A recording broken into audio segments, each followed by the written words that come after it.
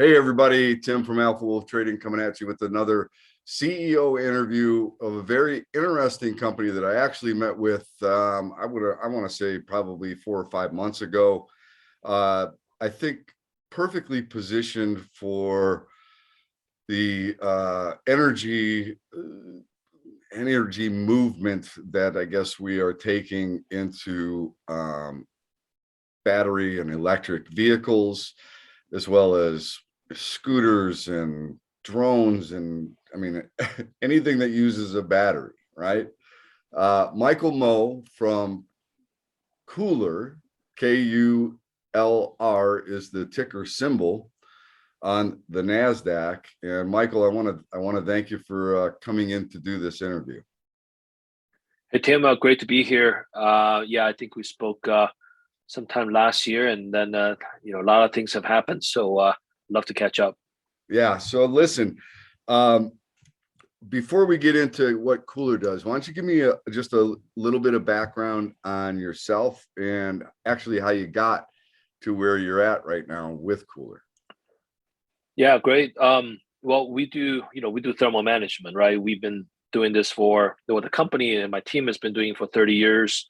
Aerospace applications, NASA. That's been our primary kind of a development partner, and then our parts are on the Mars rover Perseverance, International Space Station, and numerous different aerospace defense applications. My personal background, I have a master's degree in electrical engineering, computer science from a University of California, Santa Barbara. And since then, I worked for Hewlett Packard and as an engineer, and then I start different software and hardware companies in the Bay Area. So I've been in the semiconductor and software business for about 25 years. And this is my third company that I started. The first time to be a public traded company CEO on actually the New York Stock Exchange. It is on the, and I apologize. The four symbols, I thought it was NASDAQ. Okay, New York Stock Exchange. My bad. Yeah, no problem. I should say that because otherwise I'll get a call from the exchange to charge me more money, Tim. Just kidding. No, they're great guys. So I started the company. This was about 2013 with my partner, Dr. Tim Knowles. He led a consulting company with a group of engineers and scientists that's been working on carbon fiber thermal management solution for NASA and so forth. We talked about for a long time.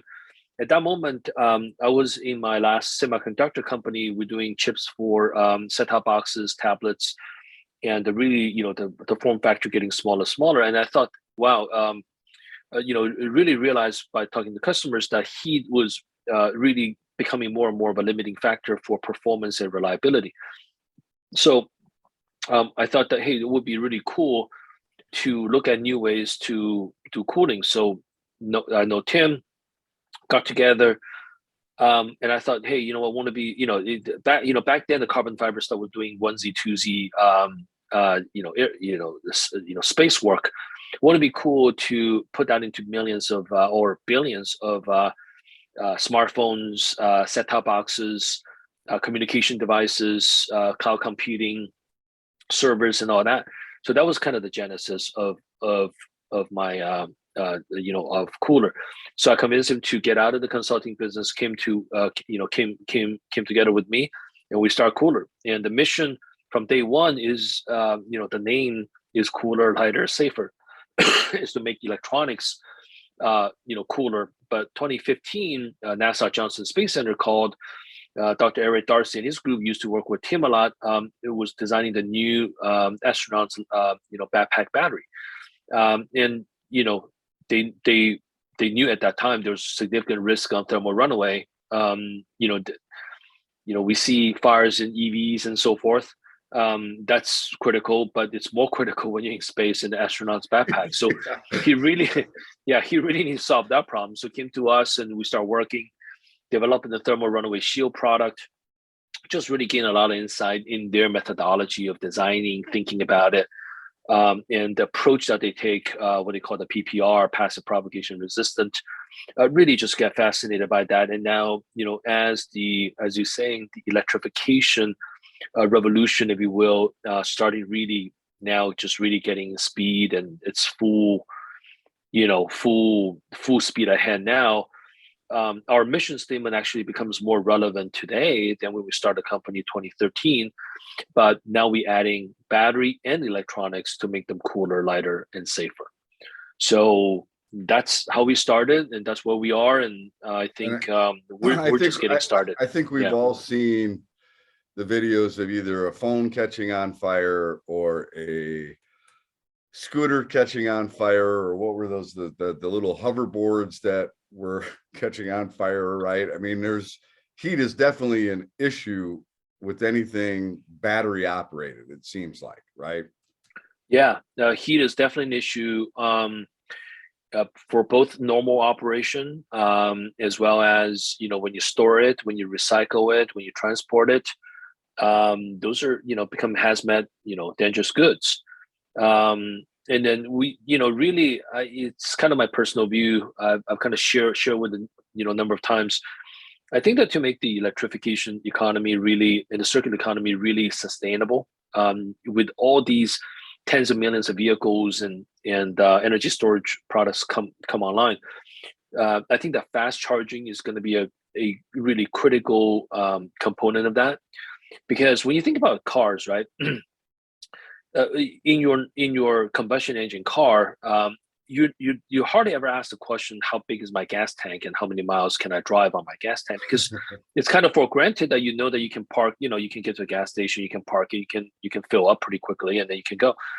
But for EV, we talk about range all the time. It's because to recharge that range, it takes a long time. So when you get to a ubiquitous fast charging environment, both on the battery side and the auto charging station side, then hopefully nobody really asks how long the range is. There's very few people that want to go 500 miles without a stop and go to the bathroom.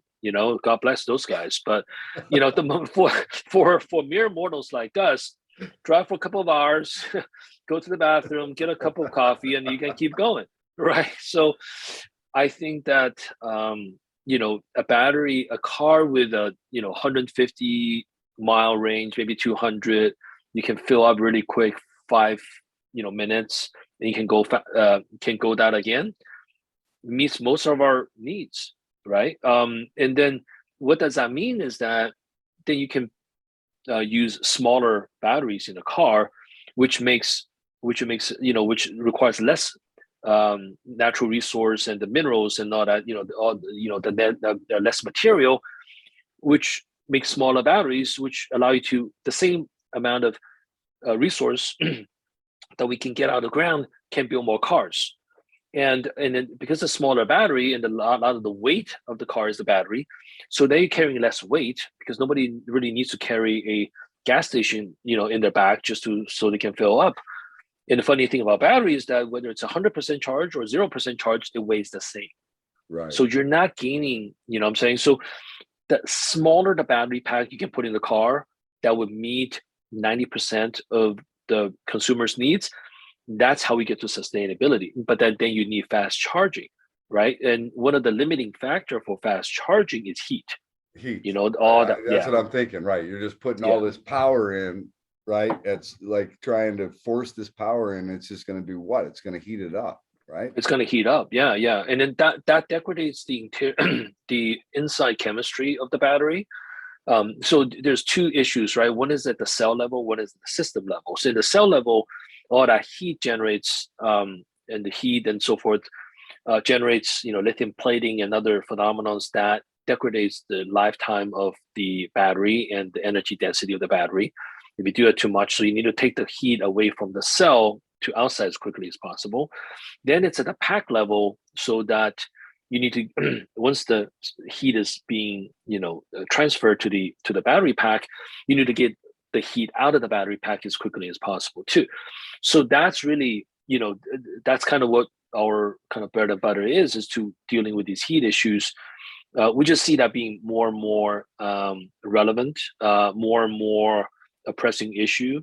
And as energy density gets to higher and higher for these batteries, and everybody wants lighter, longer, faster. Nobody wants the opposite. So these heat issues are really becoming a kind of a bottleneck for performance and reliability.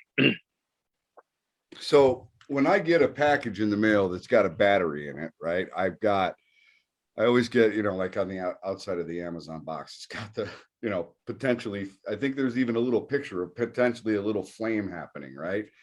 Yes, So you guys have a product that is specifically for shipping, transport of batteries, right?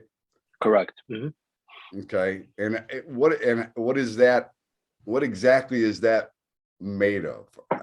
So yeah, I think you're talking about our safe case product. So this is Uh-huh. actually a really, yeah, this is actually a really, really interesting product. So the genesis of the product is NASA Johnson Space Center came to us a few years ago. In addition to designing our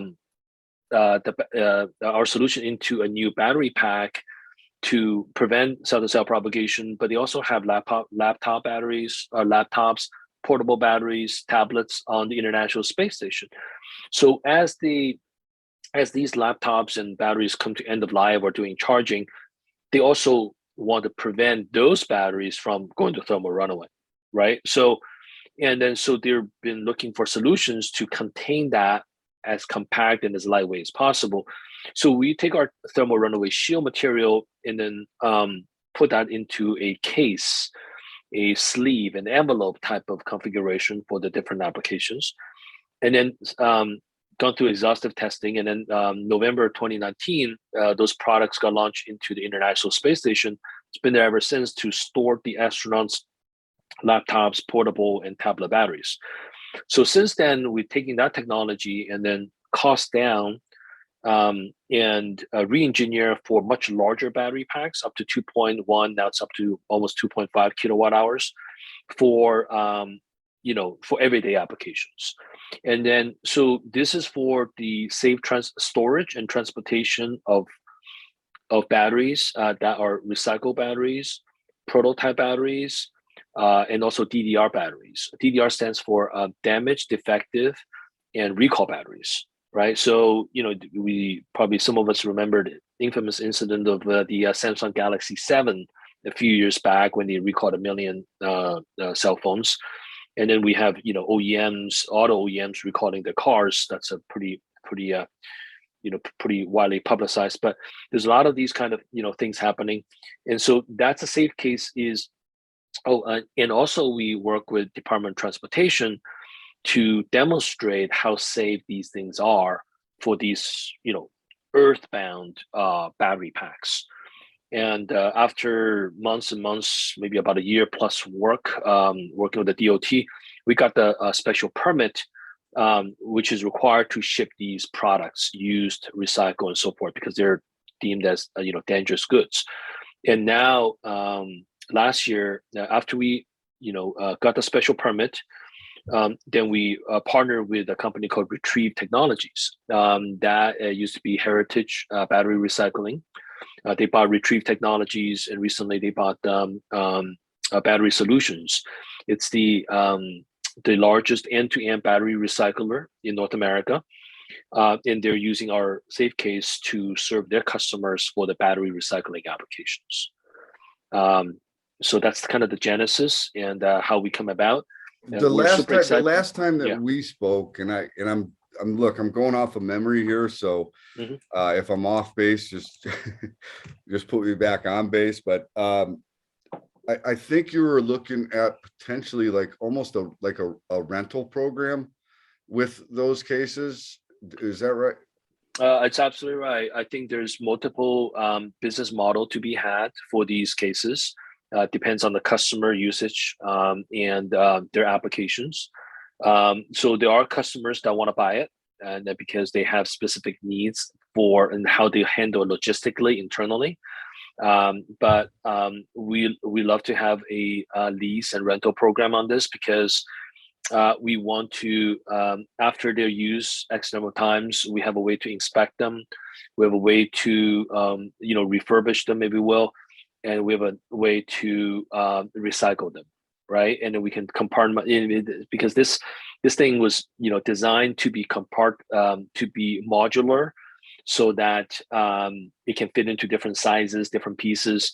And if one of the pieces isn't functional based on spec, then we can replace it without replacing the whole thing, just to reduce the throwaway of all these products, because it's supposed to be a sustainable product, right? To serve the circular economy. So the business model, the leasing model is part of it.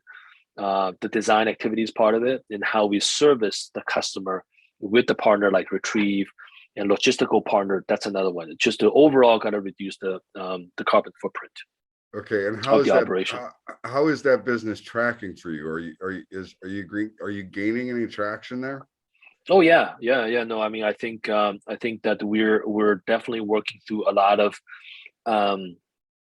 operational, logistical, and technical due diligence work with the customer, right? So they gotta, and a lot of it is about, we got a generic case that's this size, and how do you compartmentalize it, how do you optimize it, reduce the cost and the weight for the customer, so fit their specific batteries into it, and then go through the logistics system. So we've been doing a lot of that kind of work, with the specific customer as they go up in volume. And number two is really working with the carriers, the FedEx, the UPS, and the DHLs of the world, to get that product into their system so that they can transport it. So there's a whole bunch of paperwork and regulation stuff that we got to do with that, and then get into the OEM design wins. And then I think we started this thing probably about beginning of Q3, towards middle of Q3 last year. We're exiting Q1. We already saw revenue coming in at Q1. We don't necessarily break down the revenue that granular, but we definitely saw revenue coming in. But we have very high hopes for this product.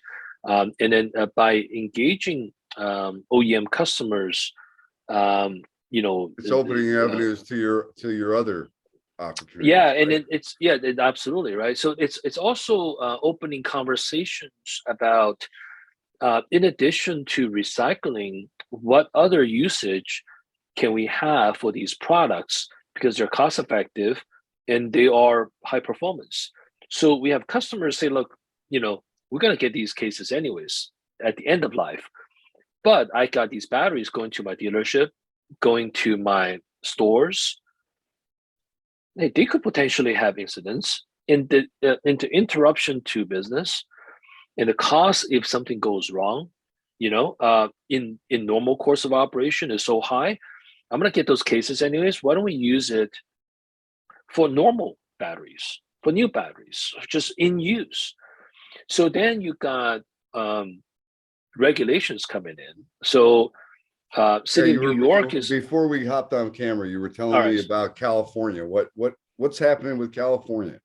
So California and New York are usually the forefront of getting these new regulations. So California is I think it's a couple of different regulations. One is around power tools, one is around EV and energy storage. So on the power tool side, there was a study about, you can Google it up, about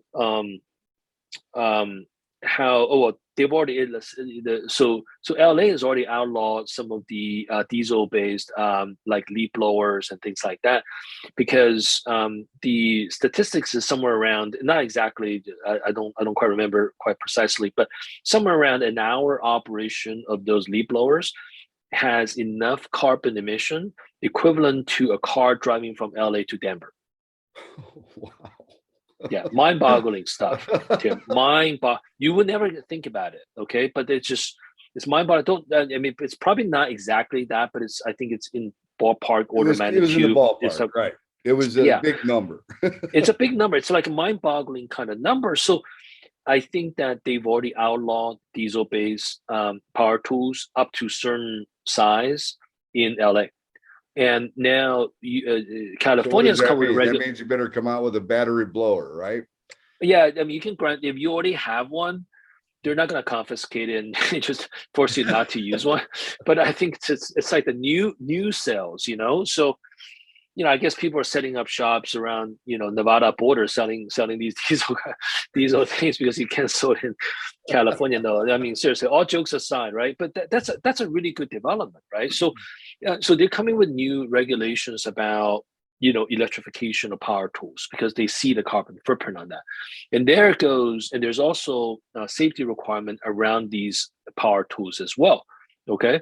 Then on the other side, there is the EVs and energy storage, larger packs where they're requiring you to have historical data around the health of the battery pack, the where it has been, temperature, vibration, all that kind of stuff, so that at the second life or end of life application, that whether it's a transportation, a shipper, storage guy will have more visibility on how safe these batteries are after they've been used in the field for many years.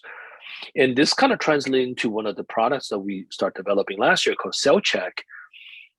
That's a intelligent BMS software that gathers all the sensor data you put into the battery pack that we design in, that has vibration, temperature, moisture, currents, and all those data, and look at it in a holistic way to see and give you predictive and preventative signals on the health and safety status of that battery. And that's we something you guys just established with NASA, right? Didn't NASA just sign up for that? No, actually, it's actually the other way around. We learn a lot from the NASA folks on how they think about this. So I really want to be clear about this so that we don't take credit from the NASA folks, but they're like the forefront of understanding a lot of that stuff, a lot of data, so forth. So we really kind of follow that methodology and then learn a lot from that. And we want to apply all that data and all that analysis into our design. So we designed Cell Check, which is kind of an extension, like an active extension of our core component business, which is all the thermal runaway shield and ISC devices. But we think that to give you a total solution from testing to shield, then all the way to active components like Cell Check with AI, that holistic way is how we and I think the industry should address this thermal stability and safety issue. Okay, so I kind of extend that a little bit for the answer to your question, but that's these regulations are coming in about data, signatures and things like that. So we're developing solution on that too. You also mentioned the city of New York. So they are establishing safety regulations around e-mobility applications like micromobility, like charging of batteries for e-scooters, for these like e-mobility operators, right? So because they had incidents where the scooters are charging indoor at the apartment or warehouse, caught fire, and and it has substantial damage. So now they're going to have regulations on how you're going to do, what are you going to, what is going to, how safe do you need to be, the environment that you need to be when you're charging these battery packs. So our safe case, and we're extending that from a small configuration of a case that put 2.5 kilowatt hours to a larger system that you can put a whole bunch of batteries in there. And then you can fit into a big cabin, you can fit into your car, you can fit into an existing infrastructure that can hold hundreds of these battery packs and still meet all the safety requirements. So it's interesting because I just had a buddy of mine that just got a Tesla, right? So I asked him, of course, and I'm just thinking about this because when does everybody charge their stuff? I mean, I charge my phone when I go to bed, right? Right next to I plug it in as I'm sleeping, it's charging up, right? He's charging his Tesla when he goes to bed because why? There's, the energy, the charge for the energy usage is much cheaper at midnight to whatever than it is if he's trying. I'm in Vegas, so Right. you Okay. understand, right? Mm-hmm. So yeah, I mean, you know, if you're going to charge your Tesla at peak hours, probably wouldn't be the smartest idea. Right. Right. Yeah. No. So So time shifting of the energy consumption and usage and charging, that's an interesting piece, you know. And that's why we're you know, sorry to interrupt you, but I think we're believers of microgrid level energy storage at the home level, more so than at the generation level, because um, time shifting and space shifting of energy consumption and energy storage and charging, if it's done right, um, then you can lower the electricity cost of the, you know, of the consumer, and you can offload the distribution requirement or power generation requirement of the utility company.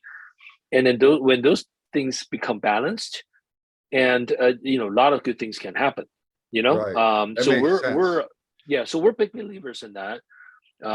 It's kind of like the, you know, the computer analogy, right? So, you know, we can have the fastest 5G and your fastest iPhone, but if you just imagine that your iPhone doesn't have 200 gigabytes of storage inside, then what happens, right? So then you gotta, every time you take a photo, it's uploaded, and every time you want to see something, it's going through. That's crazy, but that's kind of what energy is, because there's no local storage. Right, So right, everything is on demand. So that is what puts such strain on the distribution system, because at the peak hour, everybody's sucking, you know, the energy out of the system. But if you do have distributed energy across, then if I use it at the peak hour, I want to use it, but I already stored it at middle of the night, yeah, then I'm not, I then get it. It totally I makes don't have to sense. suck. Yeah, it's a time shifting and, you know, all that stuff. Now, I think that another critical component to enable this to enable this happening is to get, you know, cost is important, but you can do a leasing model for your, you know, like your solar panel or whatever. But the energy storage at your home needs to be safe enough. Okay, and so And that was kind of the point I was making with the Tesla thing. I'm thinking, if you know you're charging this thing in the middle of the night, I mean, what happens if that's when its fire starts, is when you're sleeping, right? Because you're right, charging this thing in the middle of the night. And that's kind of where I was going with that. It's like, it would make me a little bit nervous right. knowing that my battery could, you know, have some kind of a faulty little deal, and then next thing you know, there's a fire in my garage. Right, right. And that's why one of the OEMs advise you to park their vehicle, you know, 50 feet apart or 50 feet away from from the building, right? But that's not practical when you're doing home energy storage, right? So yeah, so it's still um yeah, to burn down your neighbor's house, not yours, you know. That's not really not a sales marketing slogan. But you know, all jokes aside, I think, you know, it really comes back uh to make it sustainable. Safety's got to be really kind of you know, not an afterthought of, you know, really at the beginning of it, and that relates to insurance companies and, you know, value of things, and the implications are huge. So no, we're big believers in that. We think that there's going to be significant deployment of these kind of, you know, home-based portable battery power that is going to be, you know, a really a big part of the energy revolution, is these kind of units. All Yeah. right, so let's go through real quickly, because we talked about the case. I want to go through your core products that you guys are really focused on, right? And I Mhm. guess if you can identify for me what you feel is, you know, the the closest to being a real significant revenue generator for the company. Yeah, we believe that the energy storage and battery recycling are the two key drivers for us, 2022 and into 2023. The safe case is the battery recycling side, and we talked about how extending that product line into normal operation storage in, you know, large form factors, and, you know, doing transportation, all that.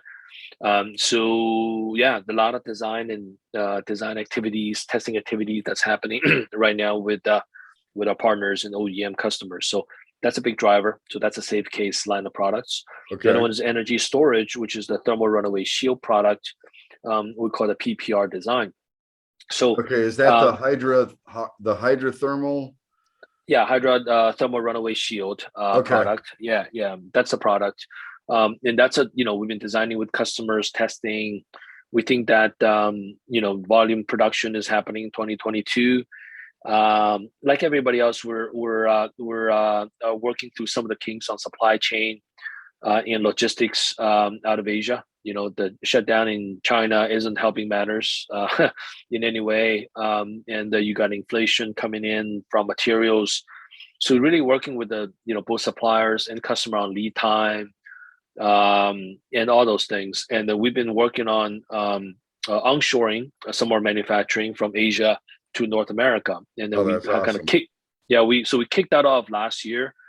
Keith Cochran, who joined us beginning of last year, he came from Jabil, right? He used to manage like up to 95,000 people across the Asian operations. So he really saw some of the bottleneck things that could could become a little bit worse. We anticipated that, and we start working on that. And we're not done yet, but we're working through that.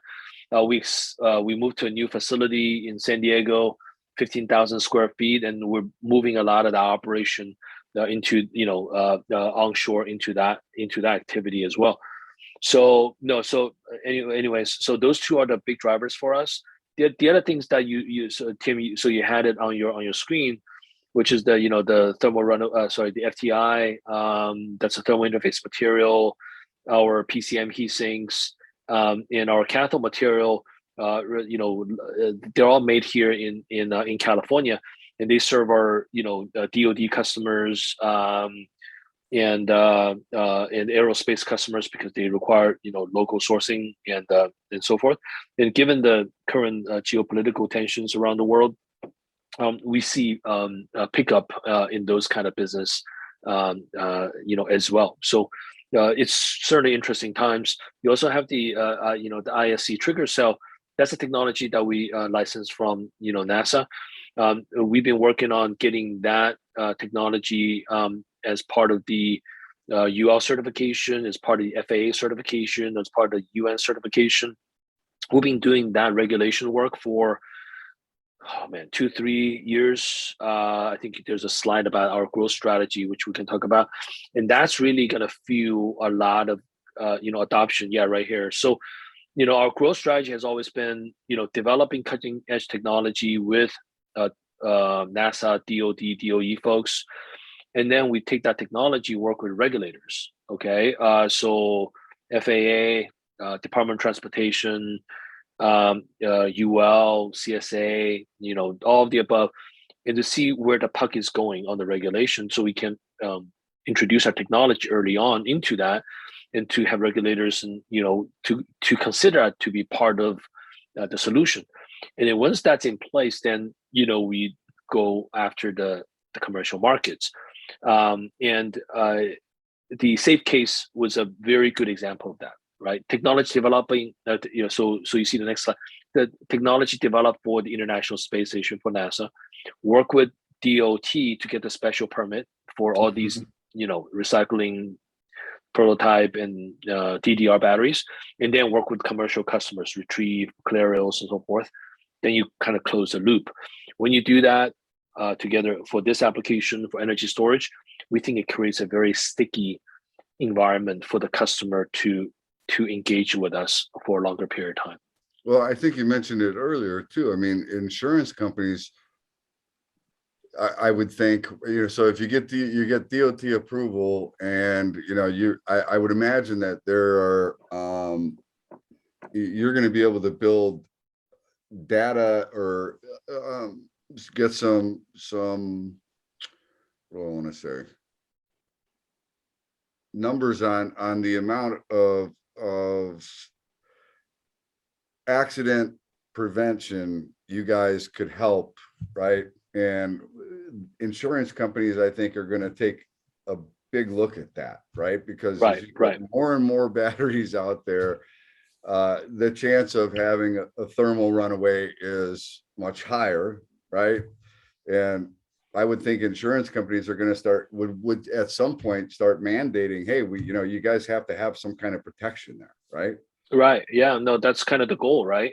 So, yeah, there's a number of public databases out there, by DOE and other folks that is almost like a public service to show people, and also FAA to show at the database of incidents that publicly you can view to see when things happen. How many fires on the plane, how many fires in energy storage products, and so forth.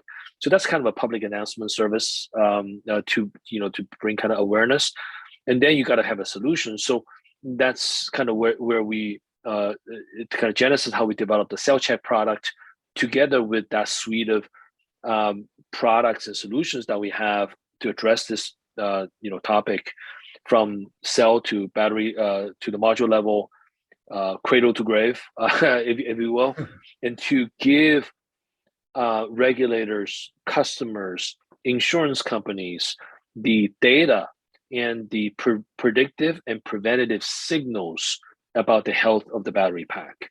And that's we see where the industry is going. That's we see where the regulation is going. It will need to go there all of our solutions are kind of teeing up for those type of outcomes. I mean, you guys have been doing this. I mean, you said 2013, right? 2013. I mean, Yeah, 2013. Yeah, 2013 is when we started the company. Technologies go way back to the 1990s. That's our first battery pack thermal management with NASA. And since then, we're on the Mercury Messenger and so the technology, the team, my core team has worked together for 20, 25 years. But the new technology is together for the last 6, 7, 8 years. Yes. So you've been working on this do you feel as though you have a competitive advantage in this particular portion of the industry? You think you're like, leap years ahead of your competition? Yeah. Potential competition? Yeah, I don't know leap years ahead. I think, so the way we think about this is this. I think that there is no silver bullet to this problem. That's what the way you got to think about this, just to be humble about it, right? Because there's no, we're not going to solve all the problems, but the industry is evolving as well. So you need to be adaptive.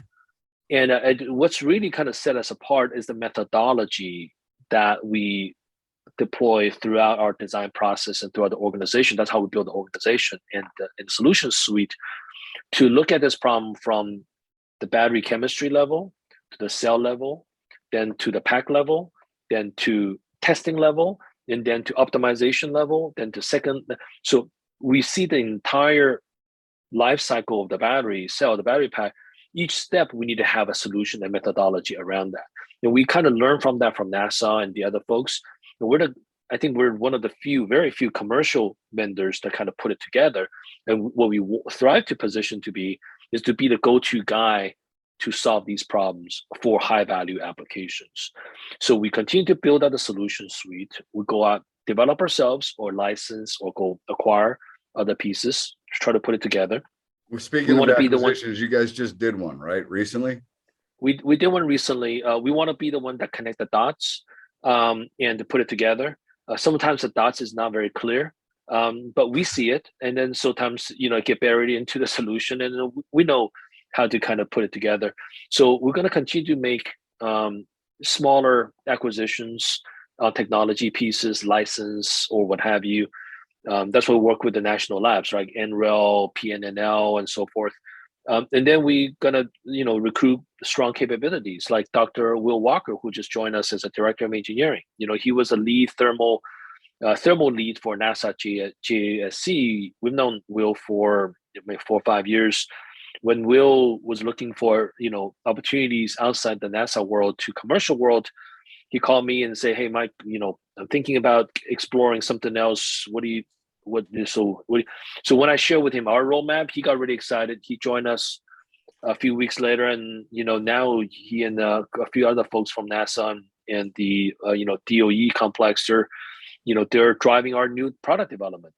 So at the end of the day, I think we want to be the one to go to shop for solving battery thermal stability and safety problems. And I think we'll partner with other industry leaders. They have really good solutions. We have good solutions. We got to put it together to solve this problem. And I think the industry is kind of armed. I mean, like understaffed to solve this problem. So let me give you kind of a data. I was at the International Battery Seminar 3 weeks ago in Orlando. 1,200 people was at the conference, the biggest ever, not just since COVID, but just the biggest ever. 1,200 people from around the world, and a couple hundred coming virtually. But that's only 1,200 people, and then maybe a third of them focus on battery safety and thermal management. I think that's probably be on the generous side. So that's like 400 people. That's 400 people around the world that try to address this issue. I mean, GM probably has 400 engineers just work on the UI for the new Escalade. You know what I'm saying? It's like, so, I mean, Apple has 40,000 engineers working on their software pieces. And then, but you're not getting a recall because your UI isn't good enough, but you're getting a recall for your product because these battery issues. So maybe I'm, breathing this thing every day, and it's, we're getting higher on supply, but we think that this whole thing is so important. But the world, the whole industry is kind of under, outgunned by the problem a little bit. Right. Yeah. All right. So let's talk about. So actually, let's real quickly touch on the recent acquisition that you guys just did. Oh, the Centropy? Yeah. No, so that was a really interesting IP around carbon fiber thermal management, which they have some really interesting way of putting air through the carbon fiber, which we were trying to solve. No, we think it's really great IP. We think it complements to what we do. We're trying to figure out what is the right application in this. Some of the hypersonic stuff and some of the other stuff that we put together, I think that this IP could be applicable. So that's kind of as much as we want to share right now, and it will be incorporated into different products that we serve to the customer. Yeah. Let me ask you a question. This is going to sound like a really dumb question, but I'm not an engineer and I'm not a chemical. Don't worry about it. Yeah. Mm-hmm. So when you say carbon fiber, right? And then you've got carbon that goes into that goes into the batteries, right? And that carbon, like 80% of the carbon that is it comes from China. Is that right? No, not necessarily. All of our carbon fiber that we make for these folks, they're mostly coming from Japanese suppliers. We have some U.S. suppliers as well. If you talk about mass market products, yeah, some of the stuff coming from China, that's from Taiwan, but the supply is a very supply of the actual carbon fiber. I think it's fairly available. Okay. What are you most excited about in the next 6 to 12 months? I think those two products, the recycling product, we have new product, we're expanding the product line. We've got to have new products coming in, and we have some really, really exciting OEM customer launches. That's coming in. The energy storage. Have those been publicly announced, or are those still under wraps? Many of them still under wraps. Many of them still under wraps. So, I mean, it won't be a surprise if I say this. It's like, the bigger the customer, the more likely they don't want you to talk about them. So let's just put it that way, right? And then and also the longer it takes for them to get comfortable. And so lots of both on the technical side and also on the business side to get these larger customers comfortable. And then so those. Do you I think think you're fair? Do you feel as though you're fairly close to being able to, in the next 6 months, being able to disclose, Oh yeah. I think so. 6 months, 3 to 6 months. I think it will be. They should come to market. The energy storage product, I think we're very excited about that. With a couple customers, we talk about Volta Energy. They've got a great product. We talk about Lockheed Martin. We publicly talked about they've got a great product that for the DoD folks. And we're also looking at how to create our own product on energy storage product. To make it. Wouldn't it be nice, Tim, that the backup energy or the battery energy storage that you have at home has the same safety rating as the astronaut's backpack going to the moon 2024. Right. I mean, I don't think anybody would say no to that. So so that's our mission, right? So take all the knowledge and all the capabilities that we've learned from the folks at JSC, the people that come from there, and our own capabilities, the methodology, design a product that's as safe as the astronaut's backpack that's available at your home for a very affordable price. Right. That would be the holy grail. Yeah, that would be the holy grail. Let's talk. So you guys, you just reported earnings not long ago, right? How are you guys sitting on cash? We reported full year 2021, and Q4. I think we're like 760,000 revenue. A big increase from the year prior, like 260 or something percent. For the full year, 2.4 million revenue. We're up, at 200+% year over year.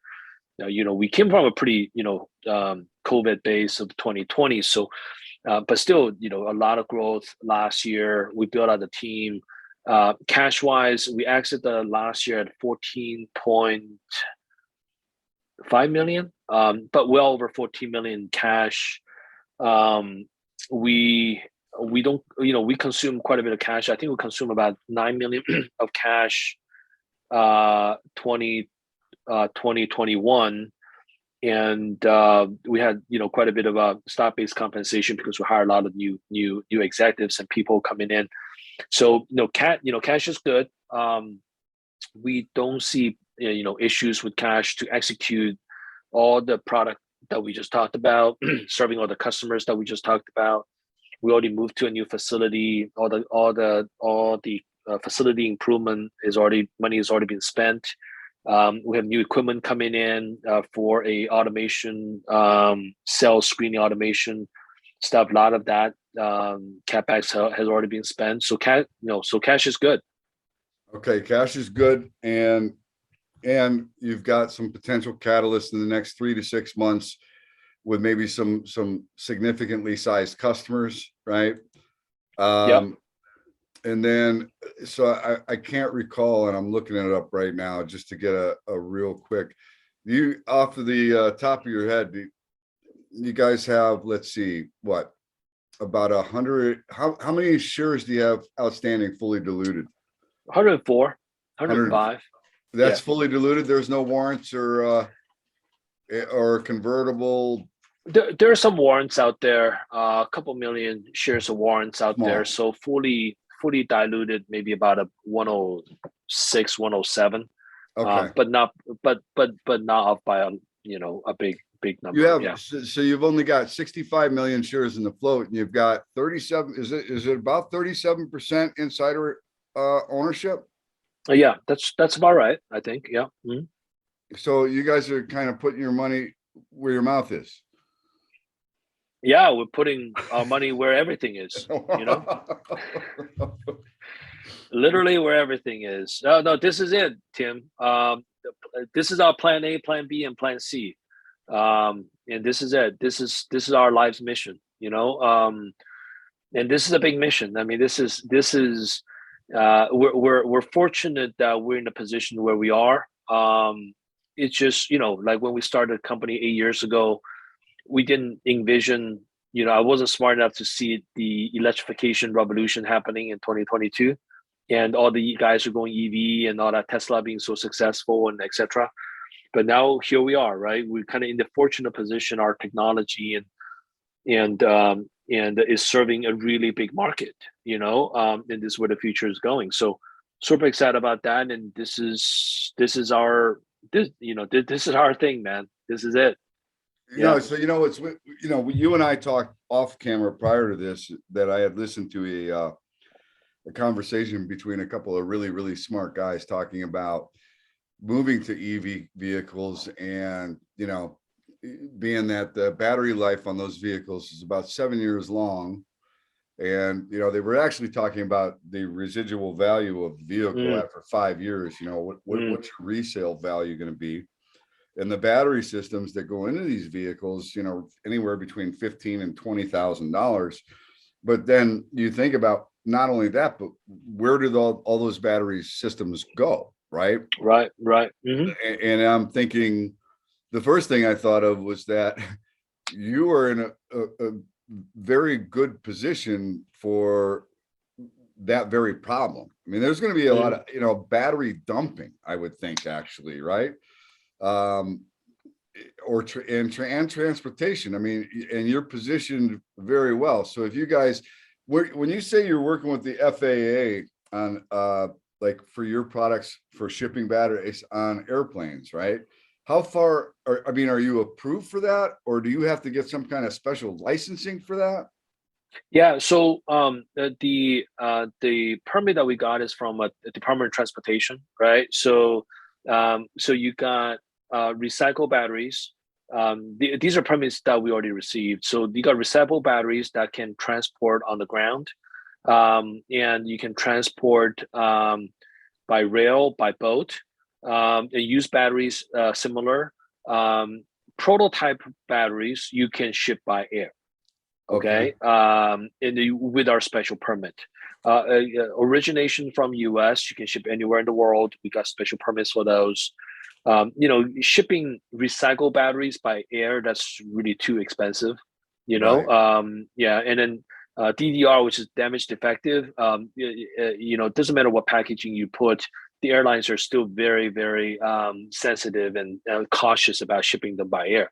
So once and then as soon as you get them off the market into these, the OEM's hands, getting them transported to a central location through ground transportation is okay. It's not as that timely sensitive, and it's also too costly to transport by air, anyways. So yeah, so a lot of that. Our work with FAA is we provide them with the internal short circuit technology. FAA is obviously very much into the safety spec of electric planes, eVTOL products, and also delivery drones, right? So Right. both, these are large flying vehicles, both manned and unmanned. The last thing the FAA wants is, just fireballs start dropping from the sky, right? So that's not of a public interest. So we work with them on giving them the ISC trigger cell technology to explore that this is a preferred way of testing for battery safety. In addition, we work with eVTOL companies, electric plane companies. Okay, so you do work directly with the drone companies? Drone companies and also electric plane companies. So we have development work with delivery drone companies, not public announced yet, but we have quite a bit of that work going on. We publicly have disclosed that we provide the safety solution for a company called H55 out of Switzerland. Their CEO was a participant at our Battery Solutions Day last year. And and then we helped them to pass the EU's electric plane safety testing requirement. which is, you can imagine it's pretty tight, right? People ask about, safety requirement for EVs. China's got this thing called GTR 20, which means, which is in a nutshell says, if a battery goes to thermal runaway, you need to inform the passenger, and then within 5 minutes, it cannot blow up. Because you need to give the people 5 minutes to park the car, get out of the car, to be safe. US and EU don't have that standard yet, but they're working on it. So the time could be 10 minutes, 15 minutes, 30 minutes for that, buffer between notification Right. and Notification and get that. out, right? Yeah, and you get out. As you can imagine, electric plane doesn't have that luxury. No, you don't really have that unless you're wearing a parachute. No, right. Yeah, guys, jump off the plane now. So you don't have to. So it needs to be a full PPR design. It needs to be a full safety design, and their requirement is you need to trigger 3 cells into a module to go into thermal runaway, and the module cannot burn the plane down. It cannot propagate next to the next. So these are much harder requirements. So we're helping customer to do that. Now, electric plane also. What do you think the total addressable size of the market is for KULR? Yeah, I think the way we think about it is in 2 different ways. One is if you just look at it from a solutions perspective, if you're just selling materials, you're selling this service, selling a solution. I think the whole entire thermal management market around the world is grew from about 16 billion to about 24 billion by 2025. So battery, mobility applications become a bigger part of that. So our addressable TAM is a slice of that. It's probably in the order of between $5 to $8 billion. That's just as a solution set. But we've been communicating that what we want to do is take that. That's kind of our foundational layer, Tim, is amassing this end-to-end solution suite and the capabilities around that. But we want to pick up vertical applications and to develop end products serving those vertical applications, and therefore dramatically expand your TAM. So the application on safe case for battery recycling contain, so that's a different TAM altogether. On energy storage, what I just told you that, hey, wouldn't it be great that if you have a astronaut's backpack battery level of safety, but that's the same level of safety in your own home, right? And that kind of battery module, there's opportunity to create that as an end product and then serving the market with that, and that would dramatically increase the TAM as well. So I think if you were to come up with that, would you be looking to license that technology out and have someone else manufacture it, or would you be looking to try and mass produce and manufacture the products yourself? I think we'll find a partner to go to market together. Okay, that makes better sense to me. Yeah, I think we'll find a partner. I don't think that we'll be in a position to do mass manufacturing.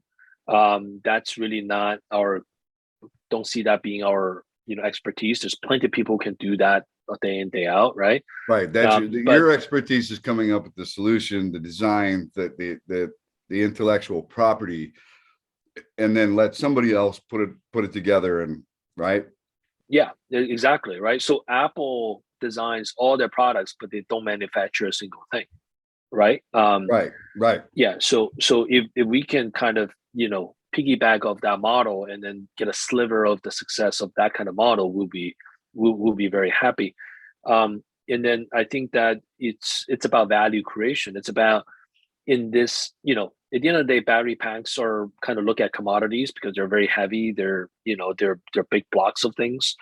But if we can create if our technology and IP is the biggest differentiator to make that battery pack better than the next guy, then I believe that we should be the one that capture most of the value of that differentiation. Right. That makes sense. All right. So listen, I don't want to take up a whole lot more of your time. I just want to talk about the chart right now. I think I told you before, I mean, I'm a fundamental guy, but I took a a course in charting like 15 years ago. Now the first thing I look at is the chart. But you essentially have been kind of just bouncing around. I mean, you had this big run recently, you know, and look, just so you know, your stock looks a lot better than like 80% of the stocks that are in the small cap to micro cap space out there, right? Thank you. Yeah. The Okay. entire space has been getting crushed for 12 months. So, Wow. Yeah. I mean, there's companies I pull up, they're down like 90%, 80%, Wow. right? I mean, Yeah. it has nothing to do with the fundamentals of the company. It's just the space is challenged right now. But what's interesting, and I want you to see this, because when you had this run, this is not by accident. You got up into this area of a previous high back here in 2019, almost to the penny, right? Wow. Interesting. And that's where it stopped and you started coming back down, right? That's where charting gets very interesting. It's so fun. It's like almost scary how accurate they can be, right? And if you look at what's happening now, you've been in an uptrend actually for since about the middle of 2020, right? That's this line right here. Now, I will tell you this is not the greatest formation in the world right here. It's kind of got what they call a bear flag setup, but that doesn't mean that it's going to break down. Your key area that you want to really keep an eye on is right around $2. You've been holding $2 for quite a while as support, right?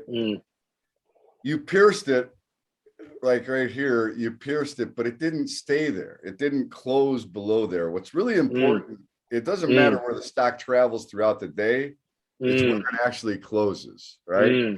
Okay. And you are maintaining this $2 level for the most part, which indicates to me this wouldn't be a bad place if you're thinking about dipping your toe into KULR. This would not be a bad place to start dipping your toe, right? I'm not telling anybody to buy the stock. That's not what I do. I'm just saying from a technical standpoint, this is not a bad place to maybe start dipping your toes so that you can keep an eye on the story, right? The good thing is that the 50-day moving average, was this blue line, is starting to level out. Yeah, I mean, you could just consolidate. It looks like you keep kind of bouncing between the $2 level and 250, right? And maybe you just consolidate that there for a while until you have a fairly significant press release or partnership or a customer announcement. And then, you know, that may be what takes it and breaks it to the upside. But okay. No, thanks for the education. You know, you're the stock guy. You're the chartist. I'm just a thermal engineer. You know, that's it. Yeah. Just a thermal engineer. I don't know about just a thermal engineer. Well, I mean, yeah. Listen, I think you guys are in a very interesting space. I think that your TAM probably grows exponentially every week, right? I mean, there's new opportunities, I would think, developing for you guys, because the bigger the electric movement gets, or battery movement gets, that's just more business for you guys, right? Yeah. The TAM stuff, it's interesting to kind of think about intellectually, but for a practical matter, we just got to kind of focus on the day to day, right? One of my favorite story about TAM and focus is the PayPal story. So when PayPal first started, it was about, people trying to figure out how to transfer money from PDAs to PDAs. That was really the kind of the foundation. I mean, people probably don't remember what PDA is. These are basically smartphones without the phone. You know, it's basically, like Palm Pilot type of things. And they figured out the TAM for that was, I think at that time, it was like 3 to 5 million units. That's great. That's a really good TAM. But then they figure out, well, there's no really value in really transferring that the money from PDA to PDA. What are you going to do with it? And then they figured out, okay, well, actually, with that technology, which is kind of the point-to-point money transfer, then they start focusing on the power user for eBay. Okay, this was like the late 90s or early 2000s. And the power users on eBay was a total TAM about 10 to 20,000 people. Okay, so how big is that TAM? It's like 30 million bucks a year. But you know what? That was a TAM. That was really the TAM for them, and they focused on developing the best product for that TAM, and they really grew in the eBay ecosystem to facilitate that. And then they from that expand to the entire eBay universe, which is much bigger TAM. And then, years later, they spun out of eBay and then served the entire world, and that TAM expanded. Now, I think, I don't know the market cap, but I will bet that eBay's market cap is order of magnitude higher than eBay's. Okay, so think about that evolution of the business model and how these great entrepreneurs and CEO has really executed, right? So I think, kind of translate to us, we got to focus on solving the current problems. And then as we expand and then addressing these new vertical markets with new products, this is where your exponential TAM open up the moments happen. It's but we gotta develop the product to kind of get it there. And I don't think we want to get too ahead of ourselves to think that we're going to address all that just by 60 people that we have. But that's kind of our aspiration, Tim. And then I love your the education about charts and the patterns and the so forth. But the only longer term pattern that I've I got educated on is George Soros' book on Alchemy of Finance, which he had a chart about stock chart performance versus revenue growth.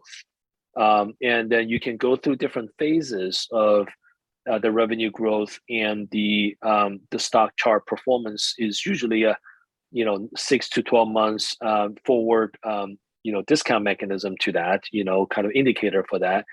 And then so you can go through these peaks and valleys and things like that.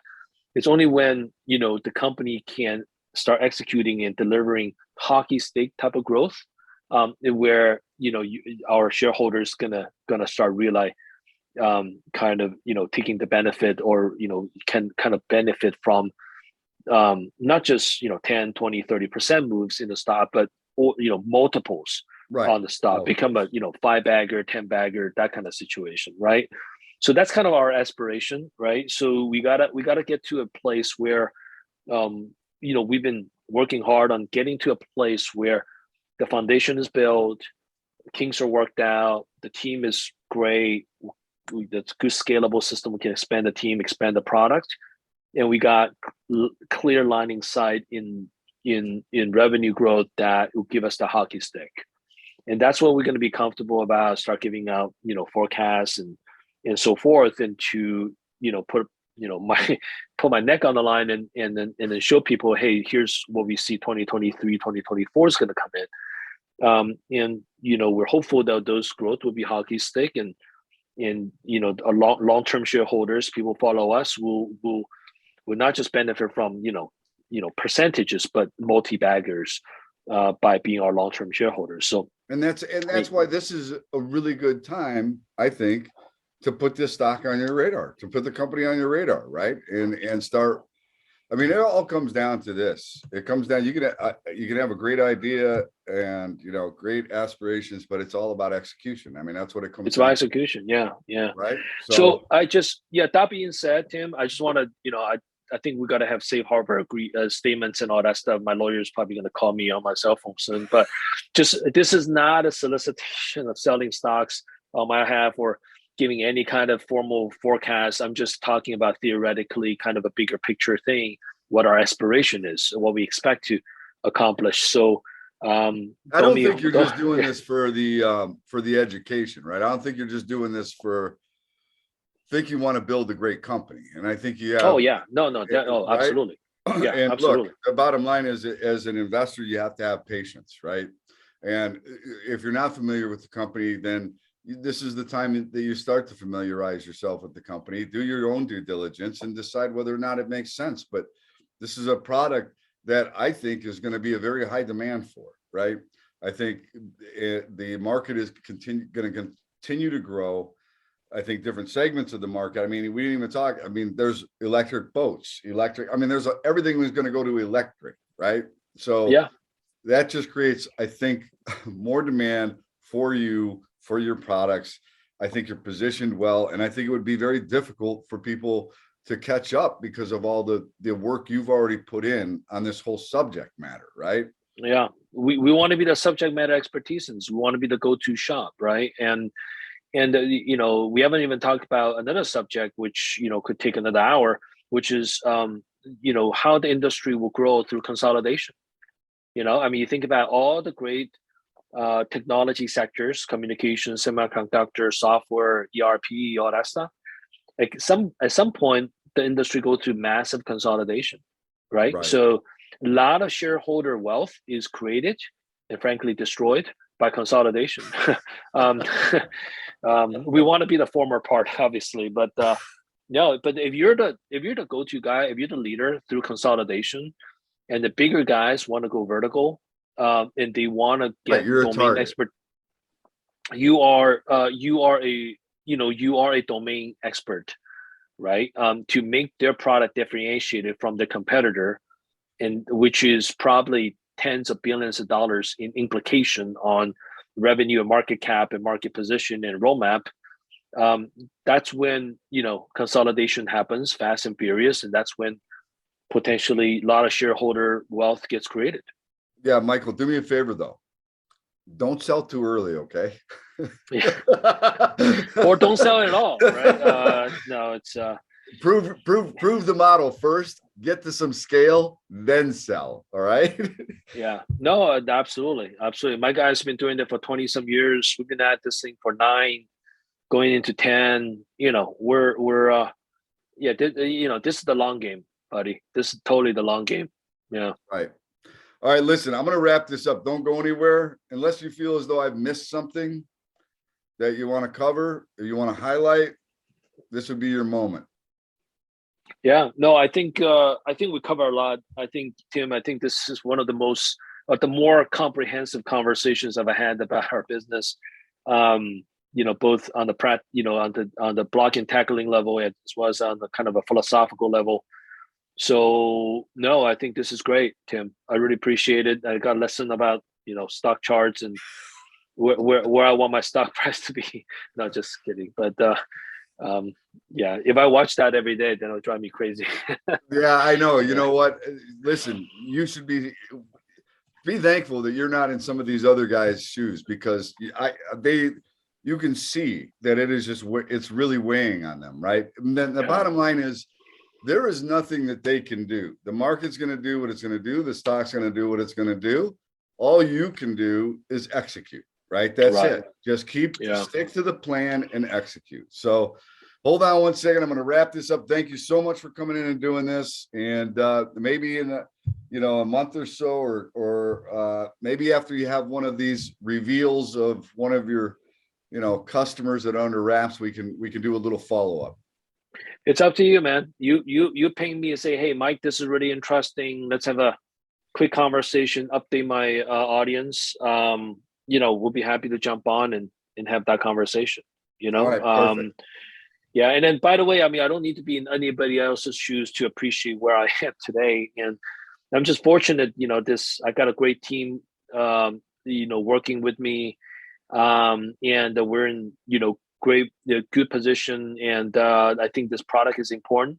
And I think that the mission statement is important, right? The value, the culture that we create for the company, for employees, for stakeholders. And that's kind of what makes me proud. And that's kind of makes me feel really fortunate every day. No, I love it, Mike. I mean, I really do. I think you're going to be one of those, and I like your choice of what you read too, by the way.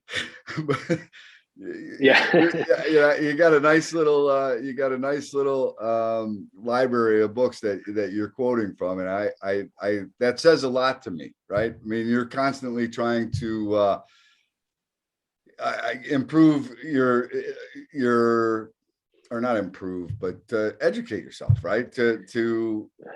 From great examples of leadership, I would say.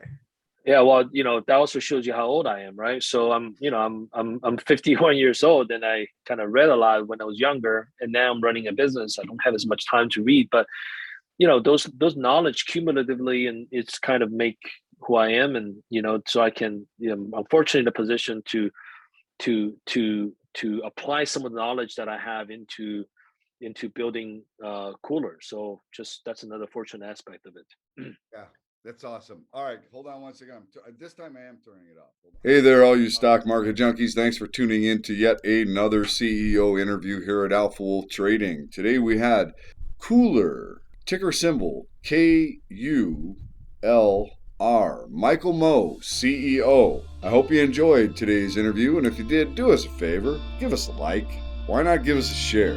And while you're at it, how about giving us a follow? Until next time, stay safe. Alpha Wolf Trading wishes you the very best of success.